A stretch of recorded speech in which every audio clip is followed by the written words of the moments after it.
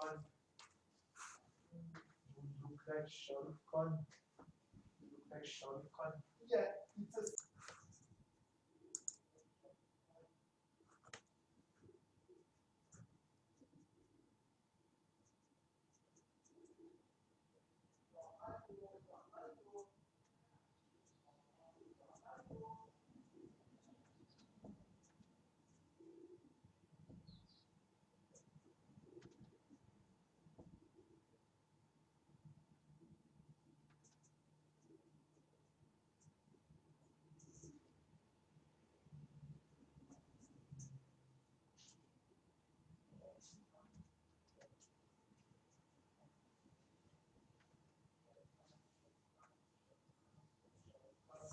Crystal?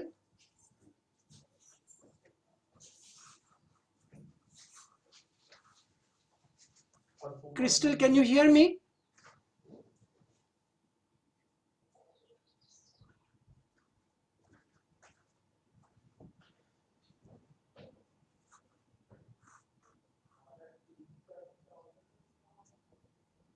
Crystal, can you hear me?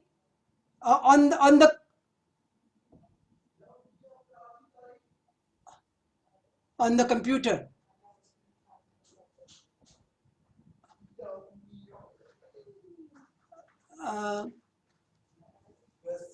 Yes, yes.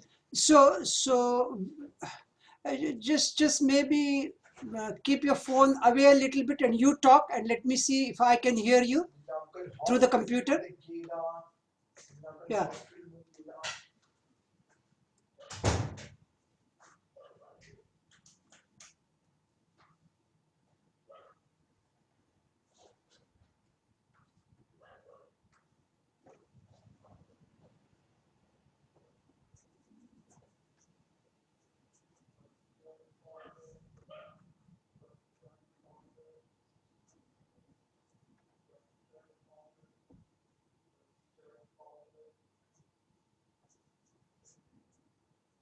Hello?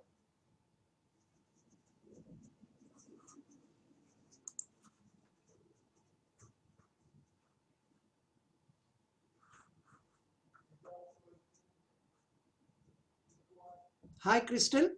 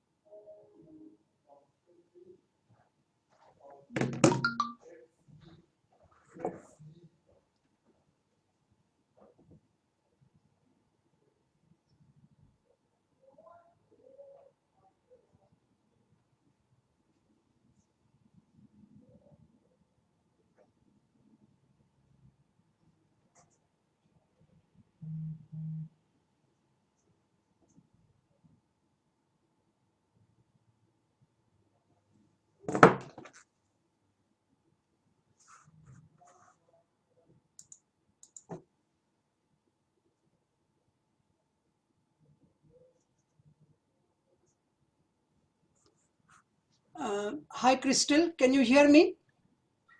Perfectly. Can you hear me well? Yes. Okay, Fine. good. I can also hear you. And I see Prof. Sebastian is here. Hi, Sebastian. Sebastian, yeah, you need to unmute. Yeah, that's good. Okay. Okay, great, lovely. Okay. Crystal, Yes. We have confirmed that you can share your screen. So for the time being, can I share my screen for the first 2 minutes? Of course. Okay. So, I'm just.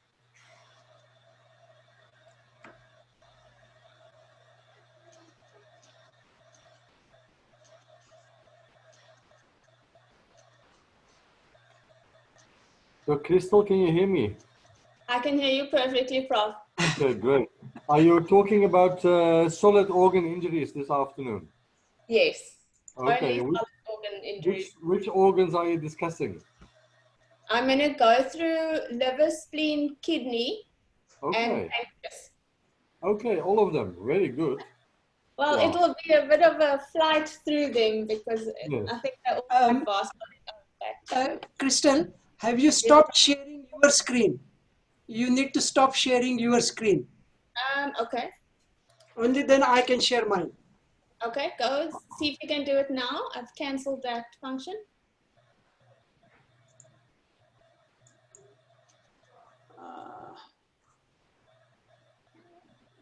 Okay, right. Okay. Um, okay, 1 second.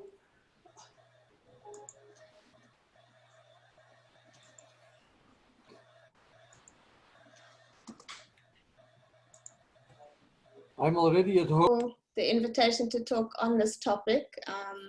And it's not often that the people you reference within your talks are in your audience, let alone the commentator on your talk. So thank you, Prof, and us for taking the time as well. So as Prof said, the talk is limited to solid organ injuries only, their presentation and management. There is one exception towards the end, but I'll discuss it when I get there. So with regards to the topic, blunt injuries account for more than 90% of pediatric trauma, with abdominal injuries also carrying with it significant morbidity. Almost 5% of admissions to major pediatric centers are as a result of blunt trauma, and it has a mortality rate of less than 1%, and that's often related to the number and the types of structures which are injured within the particular patient. And I think the one take-home message from the start all the way through and to the end is that non-operative management is the gold standard for blunt abdominal trauma at this stage. With regards to mechanisms of injuries, they are varied: bicycle handlebar injuries, seat or lap belt injuries where there's 2-point restraint, motor vehicle accidents, ATVs included, pedestrian vehicle accidents, falls from height, usually 2 to 3 times the height of the child, and then abuse always needs to be at the back of our minds and considered when dealing with these types of injuries. In terms of the structures injured, you get solid organ injuries are more common than your hollow viscous organ injuries, which are more common than your abdominal vasculature being injured in the child. The next thing to note is that children are not small adults. So anatomically, physiologically, they have very particular characteristics. Being of a smaller size, they have a smaller surface area over which to dissipate the force, and therefore the impact is greater. Their abdominal walls are relatively thin. They have minimal subcutaneous tissue, less fat, and therefore the force is greater on them. The fact that their rib cage is less protective, it's also more pliable, and in combination with larger vital organs within the abdomen, such as the liver and the spleen, and a more horizontal diaphragm, rendering them more abdominal and less protected by the rib cage as well. Also, their pelvises are more shallow, and the bladder becomes an intra-abdominal organ. And you should always remember, with this greater surface area comes a greater vulnerability to hypertension or hypothermia, sorry. Then their response to shock. In order to increase their cardiac output, they have very limited means of doing this. They can't necessarily increase their stroke volume much, and thereby need to increase their heart rate. Their peripheral circulation can also be quite labile. They also have an increased ability to redirect their blood flow to priority areas, are more prone to an ileus and gaseous distension as well. then one shouldn't shouldn't dismiss the impact of their psychological state on your assessment. So you're putting a traumatized child into an unfamiliar environment, you may end up with a child that is uncooperative. Older children often show regressive behavior in these circumstances. So you may have a 10-year-old that is acting like a 5-year-old. And also the long-term effects of polytrauma on these children, not only these immediate effects that we are going to talk about now, but also later on their personality is affected by traumatic incidences. Some challenges that you can experience when assessing a child that we've all come across, whether it's in a trauma setting or clinic setting, is that there's absent or inadequate communication on the child's part, especially as they get younger. They often have minimal external signs. They also have a greater physiological reserve, so they can maintain normal vitals in the face of significant blood loss. And there's also various patterns of injury given the various ages. One thing to note when you're treating children is to know that particular age groups have different vital signs that are normal to them, and it's good to know them. Just off the top of our heads, if you're thinking about systolic blood pressure, a figure of 70 plus twice their age is a good number to work on. But also to note their heart rate, respiratory rate, blood pressure, as well as their Glasgow Coma scale is calculated differently. And then also to note their urinary output norms.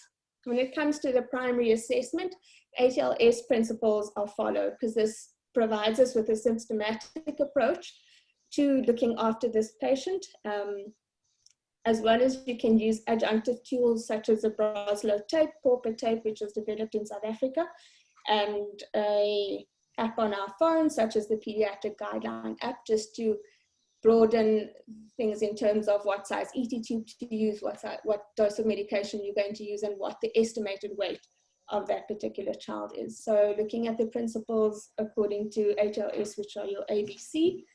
Airway patency is important, looking at the breathing, whether it's adequate, and the work of breathing, looking at some circulation, particularly the hemodynamics, and then any areas of blood loss with the little ditty of 4 plus the 4, so head, chest, abdomen, pelvis, looking at all those areas of suspected blood loss.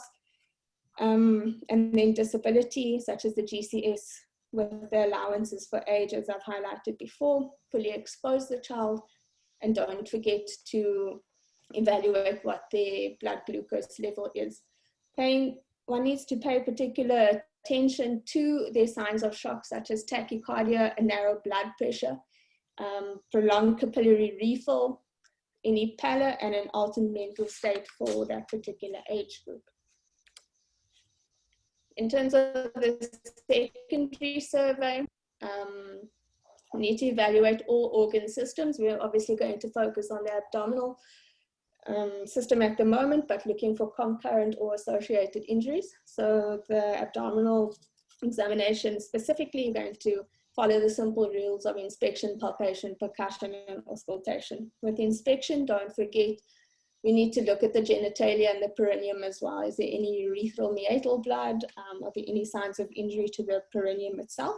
Then in also the constellation of signs that we see together to highlight any patterns of injury, such as the seatbelt complex, where it's abdominal wall ecchymosis and the risk of intra-abdominal injury in the patient with abdominal wall ecchymosis is 84%, and the association of a vertebral fracture such as a trans fracture is 50% in those patients as well. So that's always important to have in the back of your mind. Then palpation should be done gently, and the PR is not always indicated, but the mechanism of injury or preceding exam may indicate that to you, especially if there's evidence of a spinal cord injury, and then we can auscultate to hear if there's bowel sounds. Usually with abdominal injuries, the initial signs, there's a paucity of initial signs, so one needs to do serial examination, and preferably by the same examiner, if that's at all possible. Then we move on to predictors of blunt abdominal injury. I'll just run through the list. There's direct blows, high impact or deceleration injuries. If there's any evidence of injury above or below the diaphragm, then there's a high chance of intra-abdominal injuries. If there has been a straddle injury, seatbelt injury, handlebar injury, as mentioned before, long bone fractures, as well as pelvic and spinal fractures also should allude one to a possible intra-abdominal injury, lower rib fractures, and the costal margin tenderness on palpation. And then if there's any injury suggestive of non-accidental injury, possibly your only clue to this could also be on the history taken. Then the physical signs of intra-abdominal injury, things that indicate that there's a high risk for intra-abdominal injury. Like I said, abdominal wall ecchymosis, specific marks such as a handlebar mark, which would be a circular mark somewhere on the upper region of the abdomen. If there are any abrasions, track or tire marks, the lap belt sign or seat belt sign. There's abdominal distension or tenderness. If there's any peritoneal irritation, rebound, guarding, or Kerr's sign, which is left shoulder pain on palpating the left upper quadrant. And then if there's an absence of bowel sounds, indicating an ileus, which can actually start 4 hours post-injury already, so quite early on. Then with regards to investigation, there's no standard panel for lab investigations that has been established, but there are certain criteria within the ordinary panel that we can look to that will, nothing is absolute. So everything sort of pinpoints or leads you towards thinking that there may be a certain organ injured within the abdomen. So looking at the HB and the hematocrit, we don't use hematocrit so frequently as they do overseas, but I think it's something that we can start looking at, and sort of our own individual practice as well of it is, and a hematocrit of less than 30 usually indicates that there's been severe blood loss.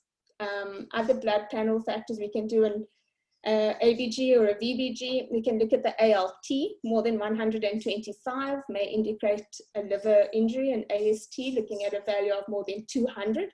Lipase may also be done, and the 125 may indicate an injury. Then your other basic panels such as urea and creatinine is also useful. A type N screen, especially if your patient is a polytrauma patient and that you can anticipate the need for blood later on. A PTT and a PT would also be necessary. In a post-menarchal female, one would do a beta HCG. And in teenagers, which depends on what your hospital is, but if you're seeing sort of the 12 to 16 range, that one could consider an alcohol test or drug tox screen as well. If you have the privilege of a Lodox, as you can see in the picture there, that's also nice to use. That gives you a nice scanning overview, and you can pick up quite detailed information on that as well. With regards to children, we always use the ALARA principle when doing imaging on them, and that is as low as reasonably achievable when it comes to x-rays. So try and limit the x-rays you've done. If you've got the luxury of a Lodox, you can then pinpoint which x-rays you need, also your clinical pickup of where you anticipate injuries to be. But some things that we would do is a C-spine, a chest, a pelvis, and limbs if they are indicated. A DPL, I know everybody includes this. I've personally never seen it in adult trauma or pediatric trauma, so I have no actual experience of how to do it. And I think it's being to some degree unseated by a fast scan and even the ability to do CT scan quite quickly. But essentially a DPL can also sometimes be useful in where the fast is sort of indeterminate or equivocal, and in a patient who's hemodynamically stable but another organ system takes precedence over emergent operations such as a head injury. And some of the features of a positive DPL is more than 5 mils of gross blood.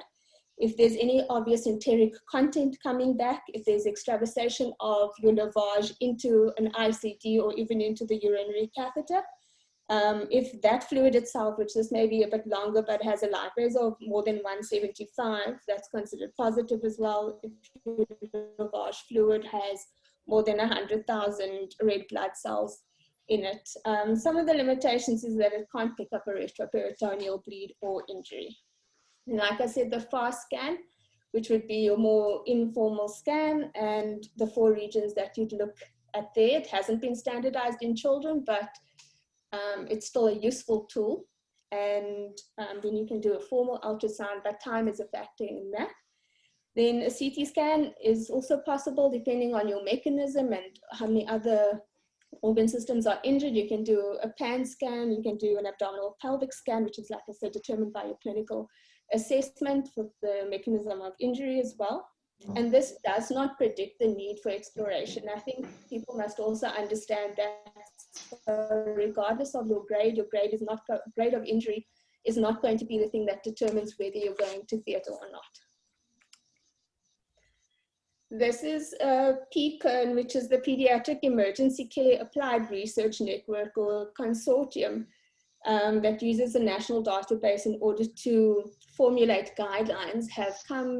They have a guideline here for CT abdomen. There's one for the need for a head CT, but this one basically says in the presence of these 7 criteria, and all must be present, it's not one or the other. So if all 7 boxes can be checked, you can safely say this child does not need a CT abdo, and you can then possibly admit for observation or keep in your trauma facility for a couple of hours in order to do serial HPs and abdominal investigations. But in the presence of these criteria, you can say it's not necessary. And as you can see, it has a 99% sensitivity. Then with regards to management, it's always to assess and resuscitate and to stabilize. So at each aspect of your ABCs, you're going to intervene before moving on. When it comes to then the fluid management, you're going to choose crystalloids first and give them boluses, 10 mils per kg. If they're stable, if they're more unstable, you can go to 20 mils per kg, but I'll go into that into further detail on that. Decompress their stomach because they cry, they swallow a lot of air, and they blow up their abdomens, which can also hamper your ability to examine them well. Decompress the bladder as much needed. Then pain management goes a long way as well, and this won't obscure any clinical signs, and you can give small aliquots frequently in order to assist with your examination and just give the pain relief to your child. Then it's this decision of non-operative management versus operative management, and that is determined by how stable your patient is. Then it's always good to note that this management, ideally, in an ideal world, a pediatric surgeon with trauma experience should be the one to make the determinant of whether operative management is needed, or a trauma surgeon with adequate pediatric experience, which is not always the case within our South African setting. Then the criteria for an emergent operative management in hemodynamic instability, and also one would consider that you should activate your massive transfusion protocol within your hospital. A clear indication and unquestionable is pneumoperitoneum, if there's any evidence of gastrointestinal perforation, regardless of your hemodynamics. That child would be taken to theatre to have an exploration. If there's an acute deterioration in your patient, and if there's a relative unresponsiveness to crystalloid infusion. So you can go up to 60 ml per kg in order to see whether the hemodynamics stabilize. And then a strong indication for theatre if there's no response even after replacement of half of their blood volume with blood products, or a relative indication there's no response after a 20 ml per cc per kg transfusion of blood.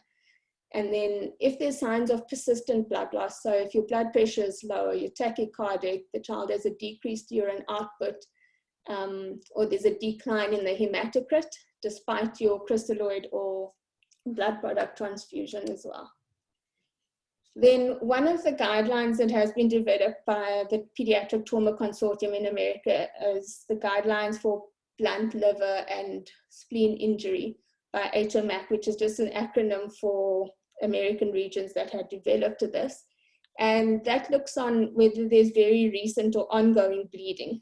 And then you can say whether CT is needed based on that if you follow the left-hand arm of the questioning, and it's a binary question, so you just answer yes or no if you and then you follow the algorithm as it goes down. And as you proceed down, if your patient has any symptomatology beyond you thinking them stable, and then after your serial examination and serial HBs as defined by this, you then look at your HB. If it's less than 7 or they're symptomatic, you then provide a PAC cell resus and reevaluate again and follow it along. It will take you along the path of when the child does need a CT scan and you've determined the grade, that the child will then be admitted to a pediatric ICU unit, and from there follow the binary questions along until the patient then fails non-operative management, in which case surgery would be an option again at the discretion of the treating surgeon, and preferably a pediatric surgeon,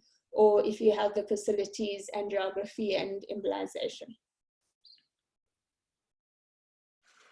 Then the American Pediatric Society or Pediatric Surgery Association has also developed guidelines based on a retrospective study that they conducted back in 1997, and these guidelines have subsequently been updated in 2019.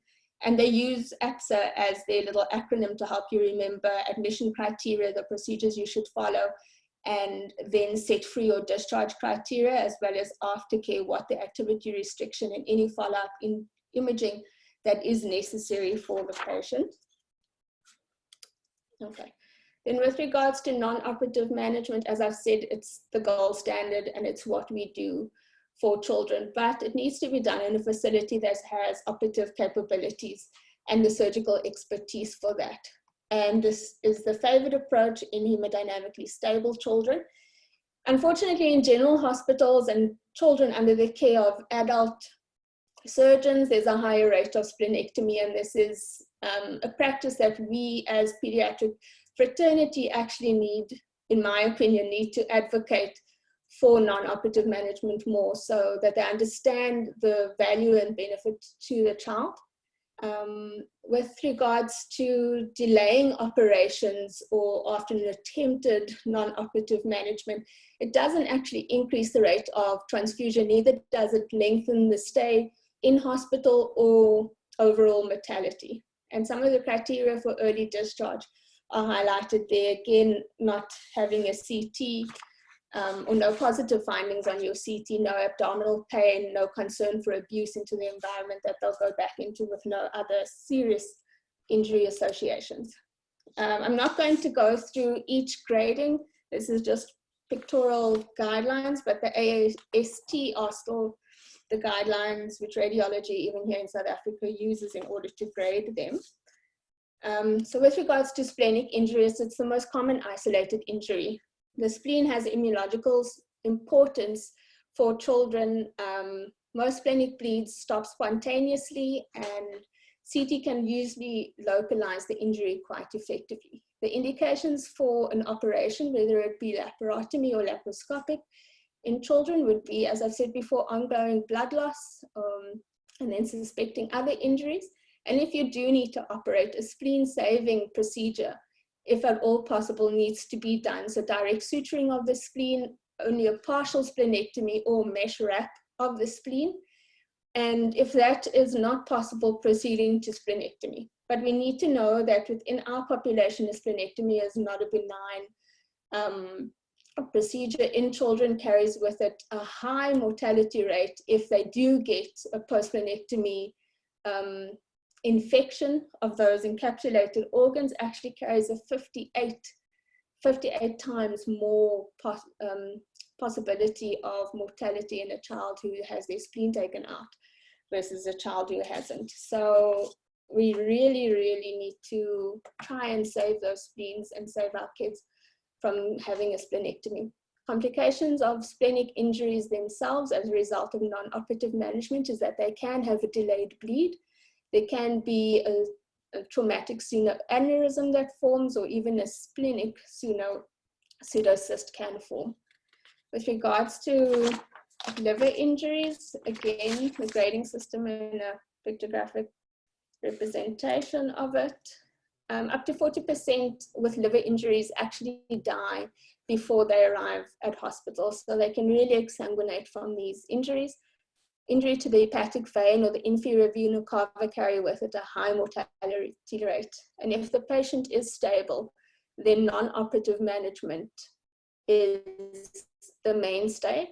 And how you determine how long they stay for is determined by their grade. So they've had a CT scan, which then determines the grade. They stay for that number of days +1, preferably in ICU setting if it's a grade 4 or 5. Complications that can arise are biliary leaks, bilomas, bile duct leaks, or biliary peritonitis and hemophilia, not hemophilia, a delayed bleed. If you do proceed to operative management, would be the same reasons as for splenic injuries where hemodynamics are an issue. And how you can gain hemodynamic or hemostatic control is if you have access to embolization. That would be possibility, although not validated in children, and also people don't quite know when would be the optimal time to do it. What they do think is if that hemodynamics are relatively stable, but like I said, the hematocrit is dropping, and that would be a reason for transfusion, having to persistently transfuse, one could then consider embolization. If you had an open abdomen and you were at laparotomy, what else could you do? You could do manual compression directly onto it with your hands. You could pack around it. You could do the Pringle maneuver in order to stop the bleeding. You could suture it, use cautery and argon beam coagulation, or any topical hemostatic would also aid in that. Then if there's significant hepatic injury, this is really sort of devastating injuries now, you can do a total hepatic vascular isolation. So all the blood flow to it, isolate them, and that gives you a 30-minute window in order to gain hemostatic control. And also one of the recommendations is that you need to replace the blood volume. You can also do a venous bypass. These are more specialized procedures. And then your last resort, which carries with it high mortality and morbidity, is to do hepatic resection. Then one needs to consider in these devastating injuries abbreviated laparotomy or a damage control laparotomy. There's a philosophy that there's a phased approach to it. So your initial damage control laparotomy and then planned reoperation. Looking at it, the relook needs to be balanced against the effects of packing, the negative effects of having packed the abdomen. So raised intra-abdominal pressure and the effects that that has on your ventilation, your cardiac output, your renal function, and your mesenteric circulation. So one doesn't want to contribute to any intra-abdominal hypertension or compartment syndrome later on. And when you're taking the decision to do damage control laparotomy, it really needs to be done early and decisively. So when you see that you're not achieving this, don't try and keep fiddling, oh, let's do this, oh, let's do this. Just say, we're calling it, we're going to pack this abdomen and we'll come back at a later stage. The child then goes to ICU. According to the phases on the side, as you can see there's operative where you want to control the bleeding. If there's any contamination, one needs to clean that out. You then pack the abdomen, there's rapid closure, and what they do recommend is that abdominal wall expansion be used until hemostasis is achieved and there's visceral organ edema, visceral edema subsides.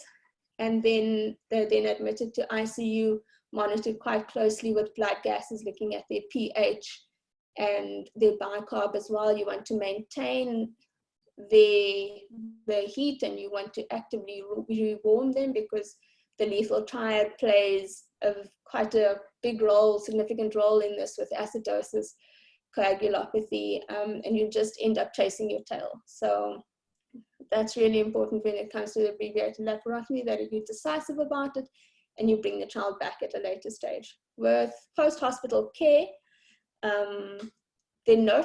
no imaging is actually required for an asymptomatic child.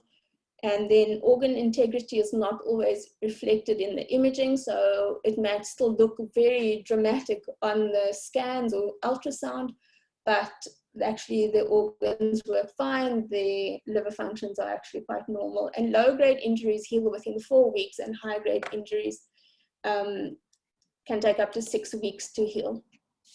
Then moving on to pancreatic injuries, it's an important aspect of imaging with the pancreas is to look at the location and the status of the location of the injury and the status of the pancreatic duct. Grade 1 and grade 2 injuries, non-operative management is a given. Grades 3, 4, and 5, various studies report various outcomes. In Toronto, they had 9 patients who actually presented in a delayed fashion. All 9 were treated non-operatively with zero mortality rate at the end of the treatment, and only 1 or 2 went on to form pseudocysts, whereas Canty and Weinman found differently, and surgery for distal pancreatic injuries. Then, in light of all of this controversy, whereas the patch study found that with operative management, there were fewer pseudocysts, there was less time to parenteral nutrition, fewer interventions overall were necessary, and they had a shorter hospital stay. With that, the recommendations are that if you have early CT with oral and intravenous contrast in all patients who, according to their history, physical examination, and the mechanisms of injury, you think has a blunt injury to the pancreas, to document all the injuries, and also provide early ERCP to stent that duct, and also on a case-by-case basis. Non-operative management then goes hand in hand with TPN, expectant management of the pseudocyst formation, so as one of anticipated complications, percutaneous drainage for symptomatic infected or enlarging pseudocysts. So then any compression effect can extend up into the chest or mediastinum, even that one would then consider to percutaneous drainage of those.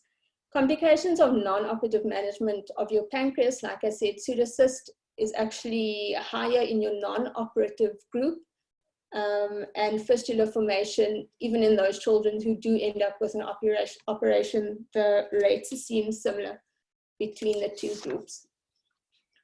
Then some intervention strategies for pancreatic operative management. Again, we want to protect the spleen, so we try and do spleen sparing distal pancreatectomies. Then we can delve a little bit deeper and try and do Whipple pancreatic resections.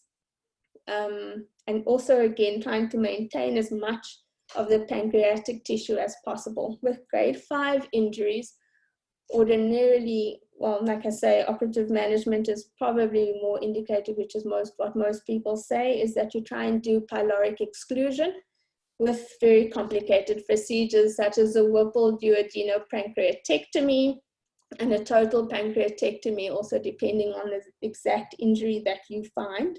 And when you're heading here, one also then needs to think of associated injuries, and it's very difficult to separate pancreatic from a duodenal injury. So not difficult in the sense, but they go quite close and hand in hand. And when you're getting into these complicated procedures like Whipples and total pancreatectomies, that one also needs to consider the input of a hepatobiliary surgeon in this intervention as well.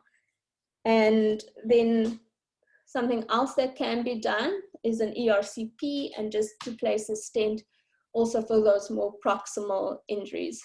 Hospitalized or post-hospitalization care, with regards to children who've had pancreatic injuries, there's no limitation to their activity, whereas with a liver injury, you'd say that they should refrain from activity at least.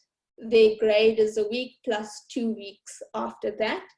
And with pancreatic injuries, the dietary restrictions are they can eat when they feel it or when they're pain-free, and also they try and say have a low-fat diet until the enzymes normalize.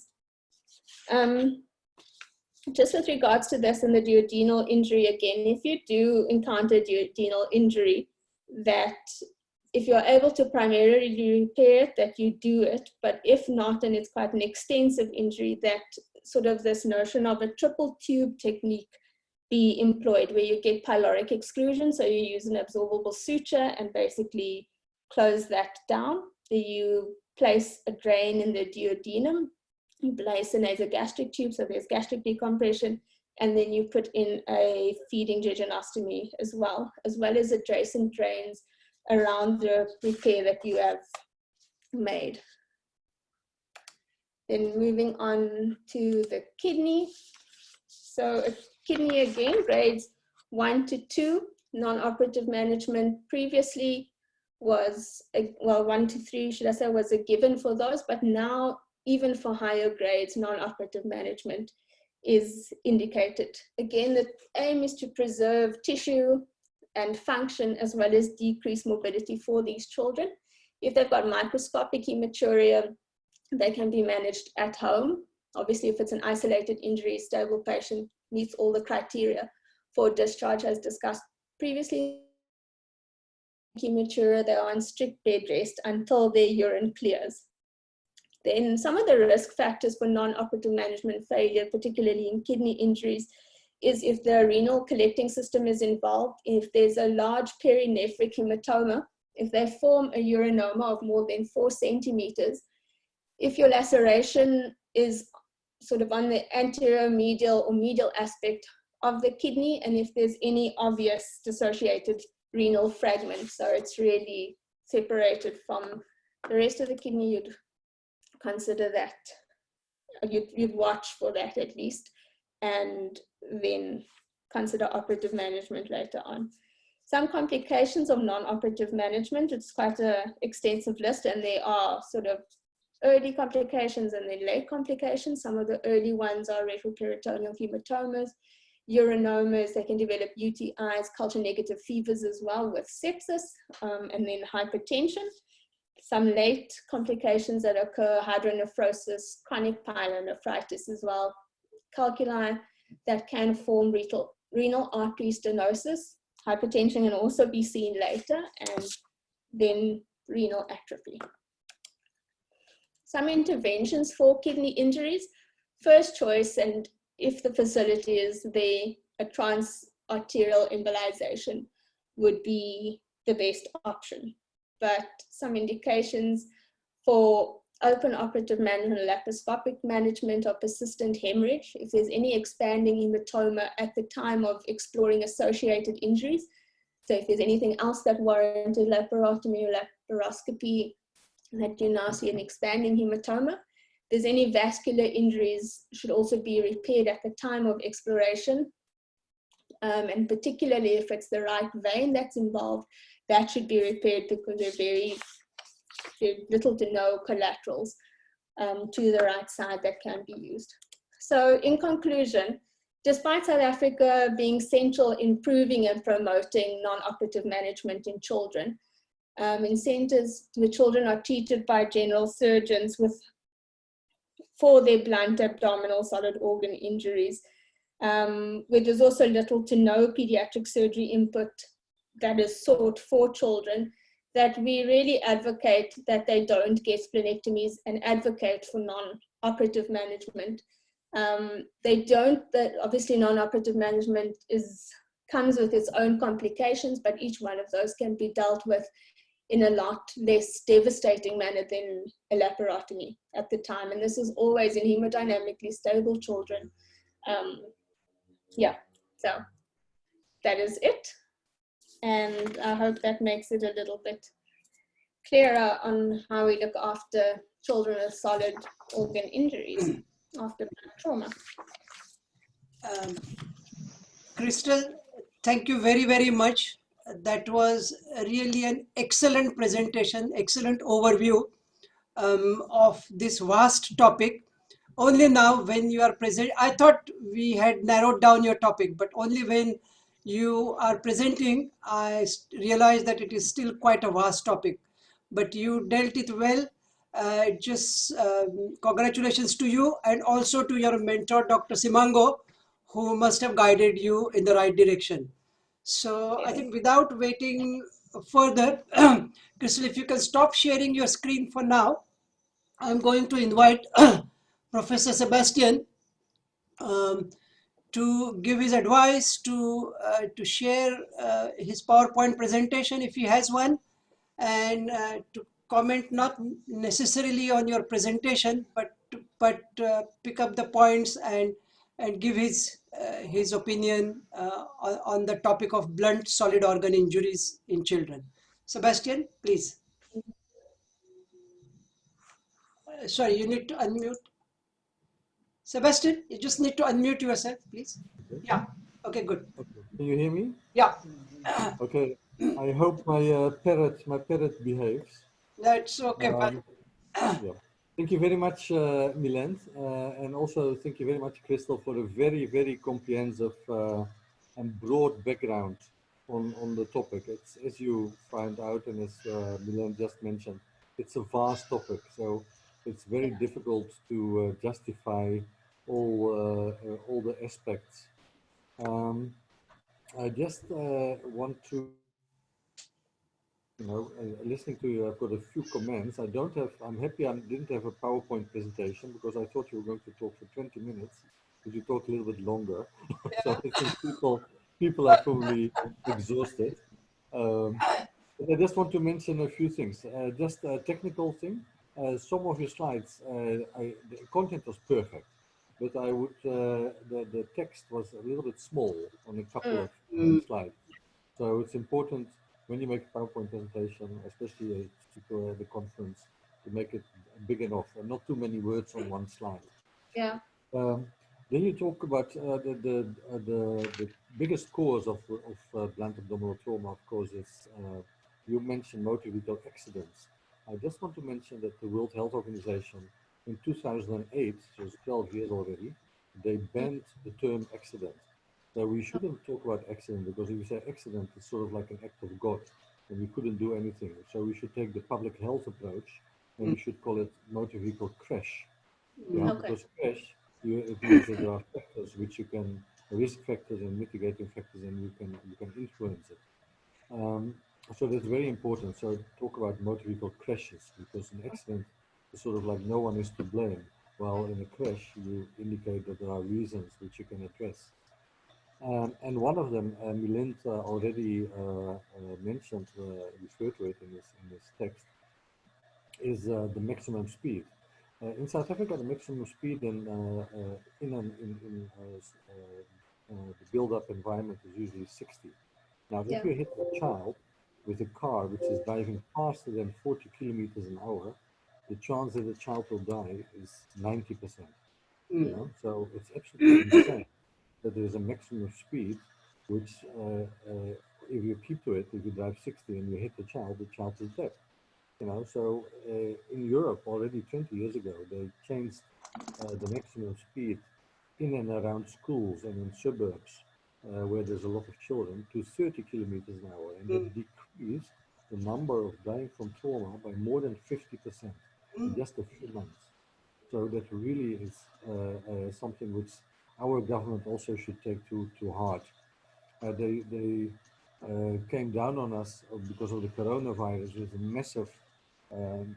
massive regulations and restrictions and killing the economy.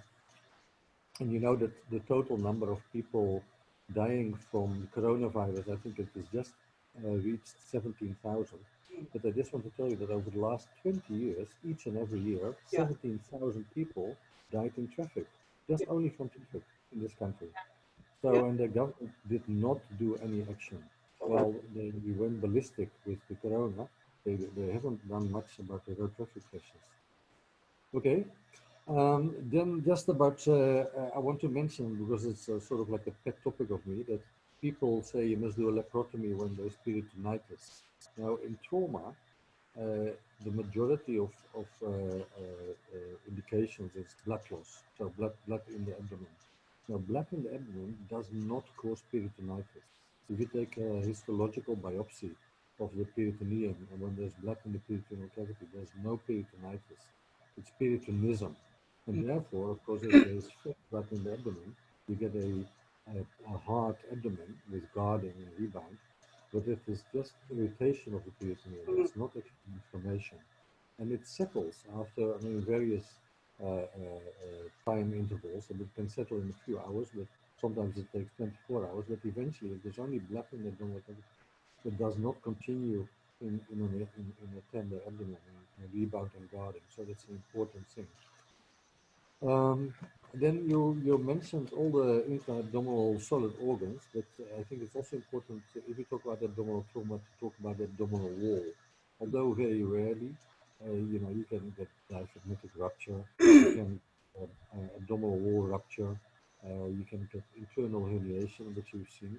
So organs going into between the walls of the abdominal cavity, and also the pelvic floor in a high acceleration deceleration trauma. You can get, I've seen it done in numerous times, that the abdominal content goes and basically herniates through the pelvis, to the pelvic floor, it ruptures. So that's another one. Then Milent also asked about Lodox. So it's very important. We've got a Lodox, but many people think that the Lodox is sort of like a replacement for the CT, but it's not. We really use the Lodox as a replacement for the trauma, and the trauma series in acute trauma is lateral C-spine, chest, and pelvis. So we use our, and we also of course look at the extremities, but the basic reason for doing a Lodox in one go is looking at trauma series, which you would do in a hospital when you do not have a Lodox. And it's not a replacement for CT scanning. It's just basically a replacement for normal X-rays. CT scanning, the indication for CT scanning, we usually differentiate between an acute indication for CT scan and a subacute. And I'll explain the difference. If you suspect, if the patient is hemodynamically stable, but you suspect a solid organ injury, like the spleen or the liver, you would like to know that because it's going to change your management. Because if the spleen or the liver is ruptured, it gives the child bed rest. Often we advise to keep them indoors for 2 weeks, and for 3 months, no contact sports, which of course is difficult in a tiny toddler. But we tell the parents that this child is vulnerable for a rebleed. And the reason for it, of course, is that a rebleed, so there's a ruptured spleen or liver, and there's clot inside, and if you get another blow to the same organ, can dislodge that clot and then rebleed, and that the rebleed can be lethal. So you want to avoid it. So it is important for diagnosis. So if the patient is not acutely, has got no, is not hemodynamically unstable, but you think there may be a solid organ injury, and you want to know that for further to determine your further management, then we do the CT scan the next morning only. So we do it subacutely. The radiologist, they're very difficult in our hospital to get them out of bed in the middle of the night, and they get very annoyed if we do that for the patient who's hemodynamically stable, and they say, yeah, but you could have done that the next morning. So if you just suspect, if the patient is completely stable, but you suspect there may be a solid organ injury, then we do CT the next morning. If, however, if you think that there is a hollow viscous rupture, which may require surgery, then we do a CT scan in the middle of the night, so on the moment it happens. And the reason for that is that in an adult, if there's a hollow viscous rupture, so usually it's either the bladder, the colon, or the stomach, or the small bowel, you get air under the diaphragm. And you do, in an adult, you do a chest X-ray, and you see air under the diaphragm, and that will then, of course, it will force, tell you to do a laparotomy. In children, especially small children, if they can have a hollow viscous injury without actually air under the diaphragm, but you'll pick up that air on a CT scan. So therefore, we do the CT scan if we suspect a hollow viscous. So it's a major trauma. Patients have got obvious bruises and he's got an acute abdomen. Although he is hemodynamically stable, you're really concerned about that abdomen. Then we do a CT scan in the acute phase. Then going from there to your specific organs, you talked about the liver, and you said that up to 40% mortality, I think that's probably a little bit much. I mean, there may be studies indicating that, but I would think from our experience, it's less than 10% of people of children who die. And of the people who actually reach the hospital, it's got a very good prognosis, less than 1% dies. And most of them actually die in the acute phase when they still bleed, they're actively bleeding when they come in. So they're basically DOA rather than if they normally stay, if they reach the hospital, that we can usually save their life. Then you also mentioned resections in the acute phase.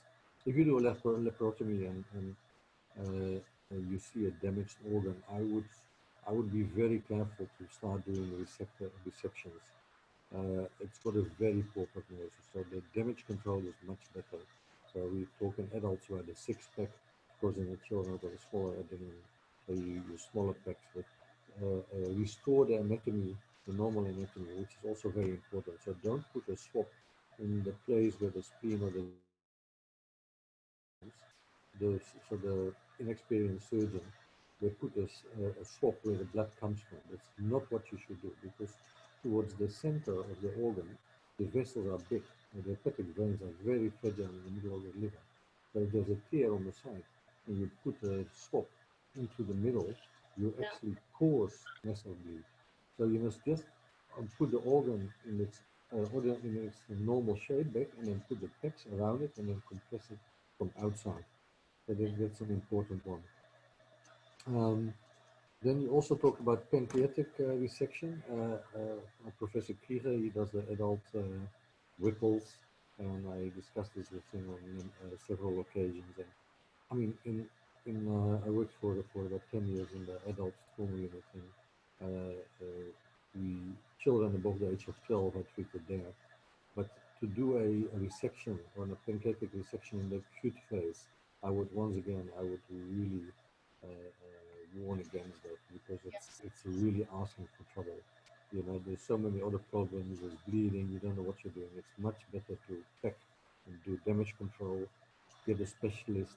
Send the patient back to ICU and get a specialist and relook at him the next day when he's physiologically normal again. That's got a much better outcome. I think, yeah, these are the main points I wanted to discuss. I can go on and talk more and more, but I also would like to give other people, and maybe you want to respond to some of my points, but I also would like to give other people the opportunity to give their view. But once again, in conclusion, it's a fantastic, really comprehensive, very rich presentation. All the things were in there. And I was really surprised by how densely you packed all the, especially in the assessment, you basically mentioned everything which was necessary. So that was very well done.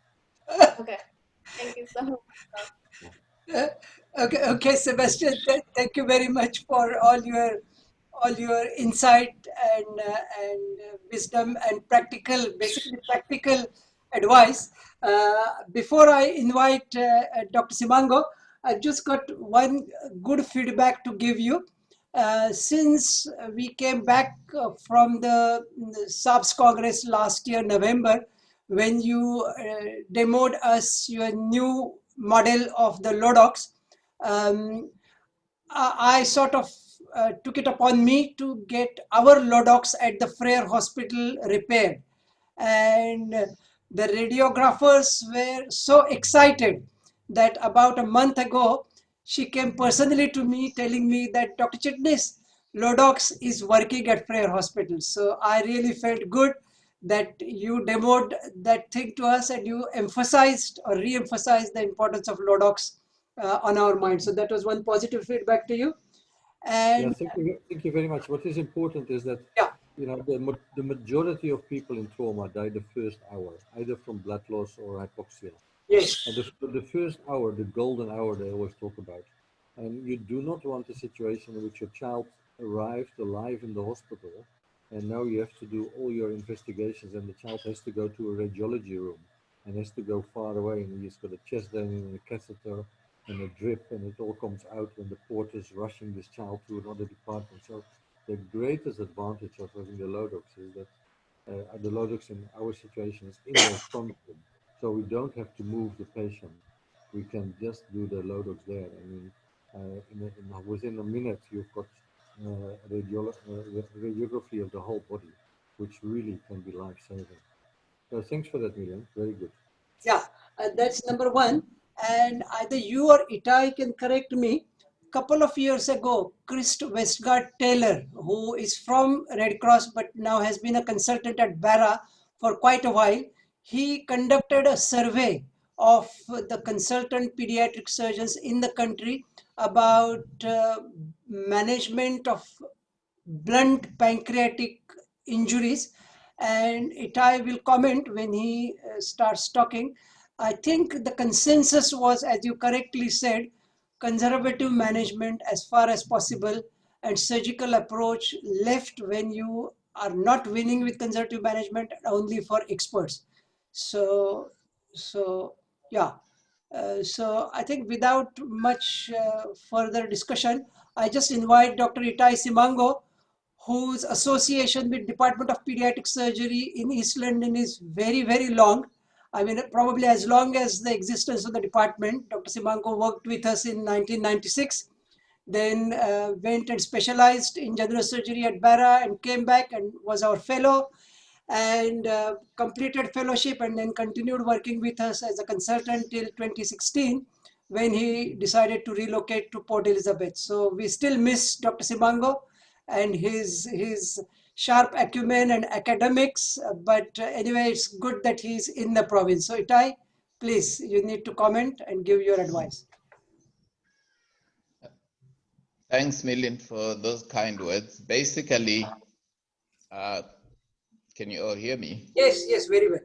Yeah, basically, our take-home message with Crystal is the same, but the management of solid organ blunt trauma in children, as well as in adults for that matter, is conservative whenever possible.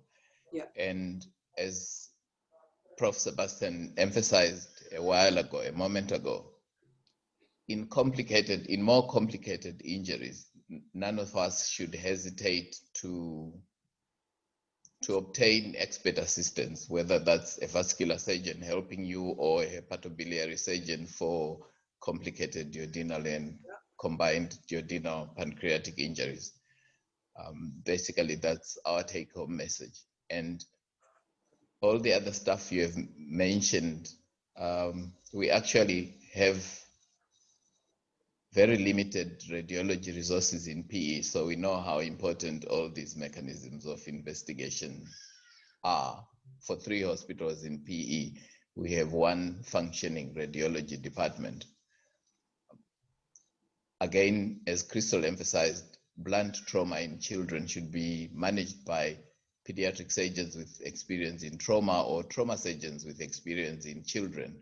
We recently had an unfortunate case in a patient in PE, sorry, not a case, where a 10-year-old child with a bicycle handlebar injury had a distal transection of the pancreas, the tail of the pancreas, and was subjected to 2 laparotomies by the adult surgeons.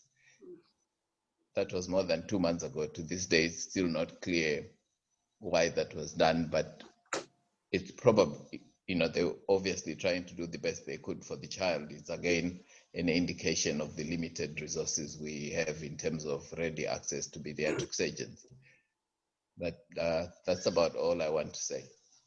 Thank you. I think you have really given the message in like 2 or 3 sentences.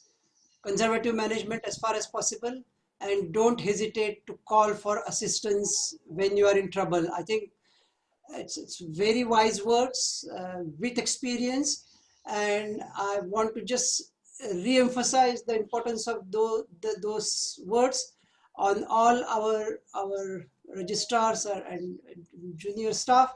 It is most important what Dr. Simango just said. So I think I'll just invite now Dr. Yashoda Manikchand, our consultant pediatric surgeon, to make her comments. Please, Yashoda. Hi, Prof. Yes, thank you.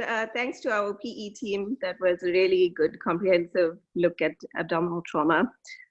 I think I learned a lot, and I'm sure our juniors learned a lot. And I'd like to thank Prof. Van As for also joining us and for his pearls of wisdom, which were very, I learned a lot from that as well, specifically about the hemoperitonism, because we had a patient like that recently. So yeah. I think he answered my question already. Yeah. And I also want to highlight what he said about, the motor vehicle crashes, the importance of prevention, and more studies coming out and showing the numbers that we are having in South Africa and the developing world compared to the developed world for children with pedestrian and passenger trauma.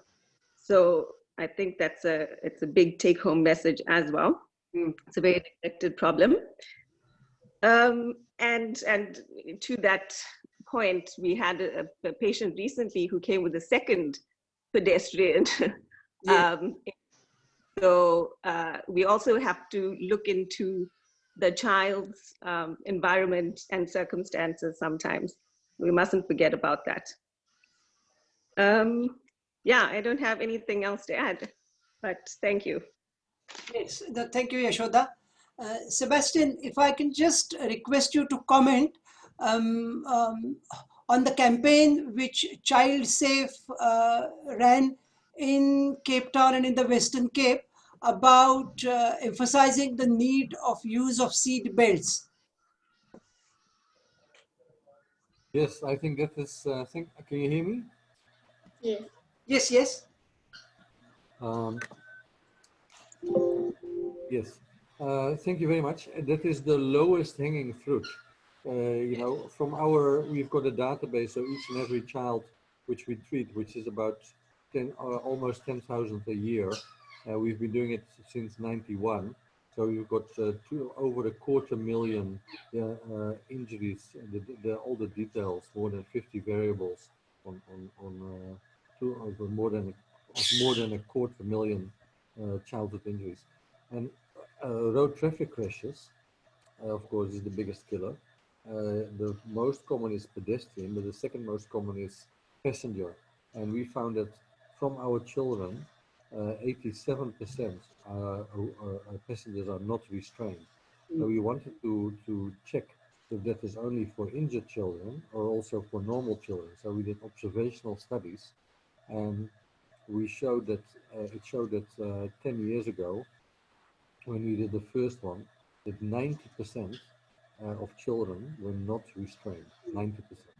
Now, there's many reasons for it.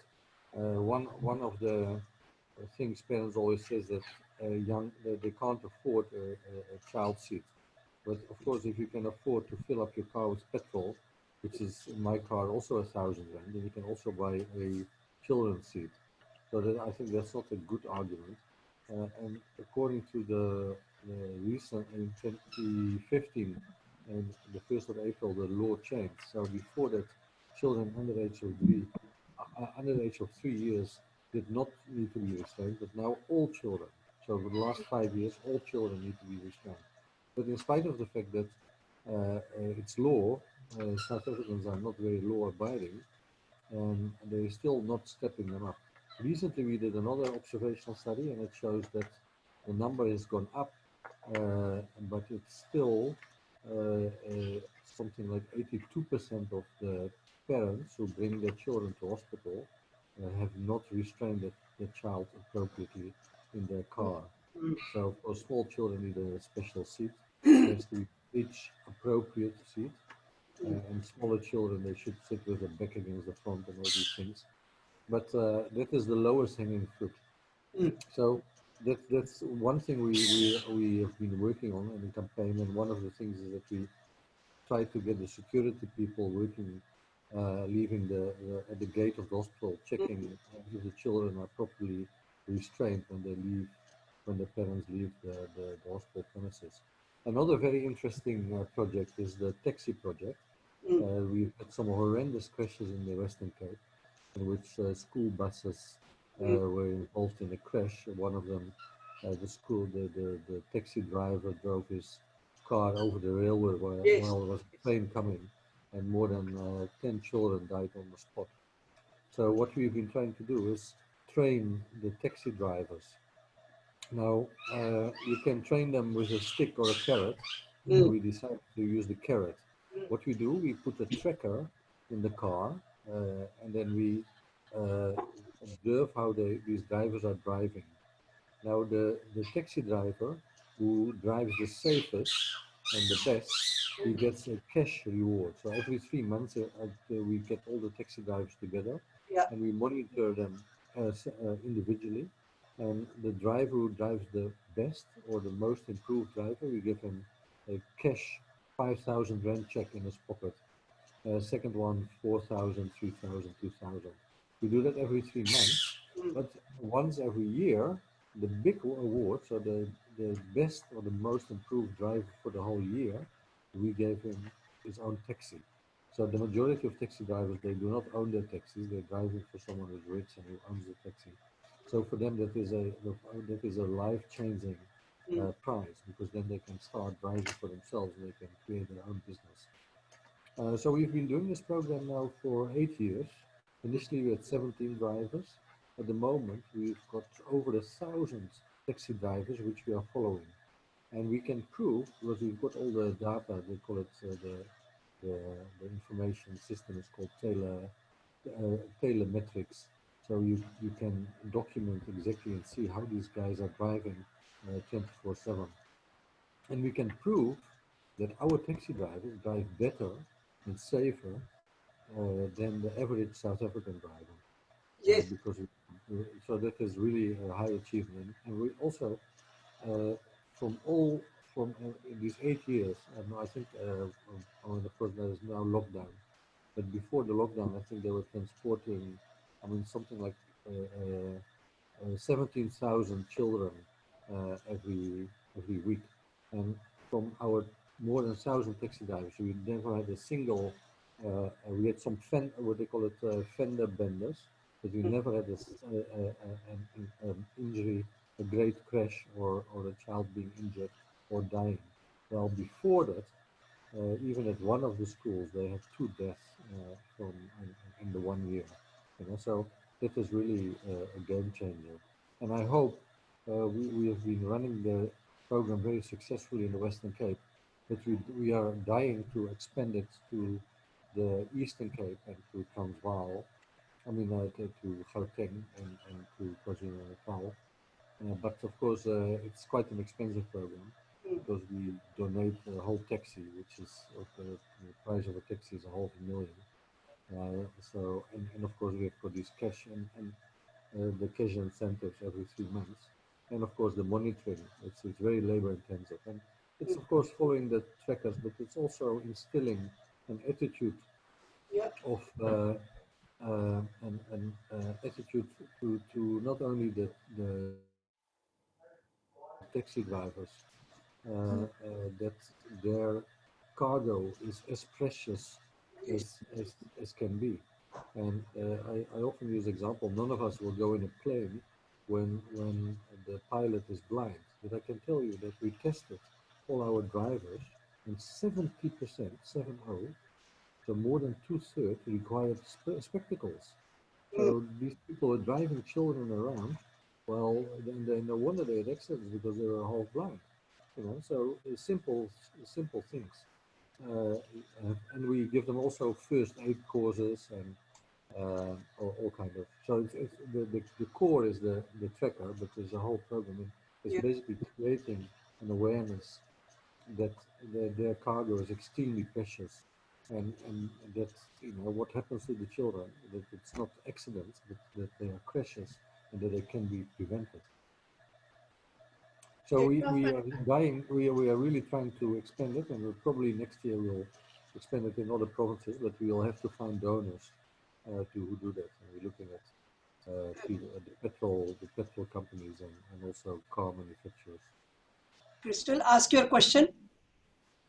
Yeah, Prof, and as I just wanted to ask more towards a national level. I mean, when you do your driver's test, for your learner's license and you learn the K53 book, there's very little information on in terms of what's allowed, because there's a culture within South Africa to have small children in the front seat, even with a safety belt on, which is as unsafe,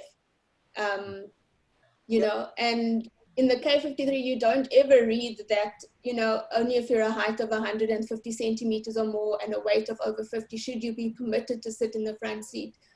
Is there any kind of far-reaching thing towards that to the traffic safety or traffic department to approach them to amend K53 information, so that at least at a minimum, if you're getting a learner's license, you've come across that information as well? It's a very valuable comment, Crystal. Thank you very much for that.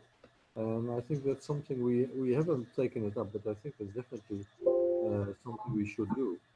Make it part, make child safety awareness part of people getting their driving license. That's a very valuable comment.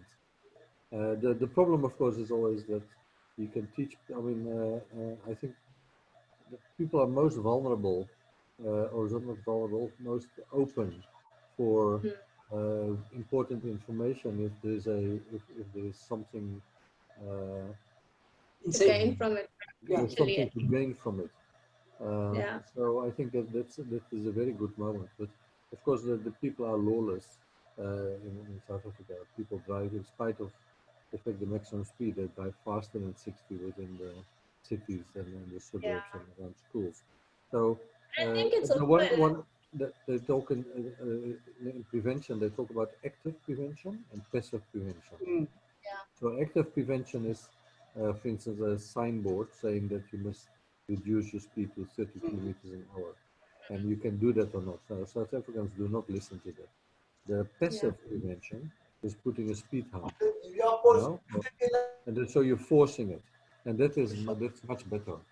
And I think that's what one of the first things we can do is around schools and in areas where suburbs where there's a lot of children to make this increase the speed humps. And actually, there's some examples from informal settlements in South Africa where the people in the informal settlements, they have actually they dug up their own speed humps because taxis were driving very fast and killing children.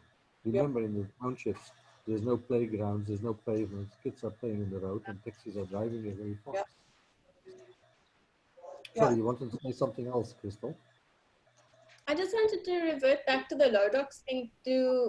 Within the pediatric population, do you do a lot of retrograde cystograms if you suspect that there's a bladder injury, or do you make use of it in that means?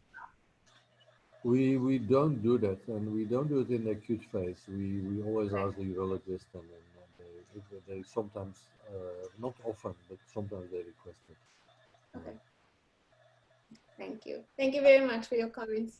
I really appreciate it. Sebastian, I'm very glad that the rest of the attendees could hear what wonderful initiatives you people, I think mainly it is coming from Child Safe, have initiated, successfully run in Cape Town and in the Western Cape. And as I said to you last year, November, I'm eagerly waiting for Child Safe to open an office in East London. And I will do everything in my capacity to assist them. I'm not gonna leave you. Okay, that's really wonderful to hear. And Yes. I think we should really do that soon. Yes. And my last question to you is, before we let you go, we here in East London have observed or perceived an increase in the incidence of child neglect and child abuse during this lockdown period of COVID pandemic. And we have not gone scientific numbers to back that, but I've seen articles coming from Canada, etc., that they have seen increase in the number of child neglect and child abuse cases. So have you people at Red Cross seen something like that? We haven't, it's a good question. I've been asked by several journalists in the last 2 weeks.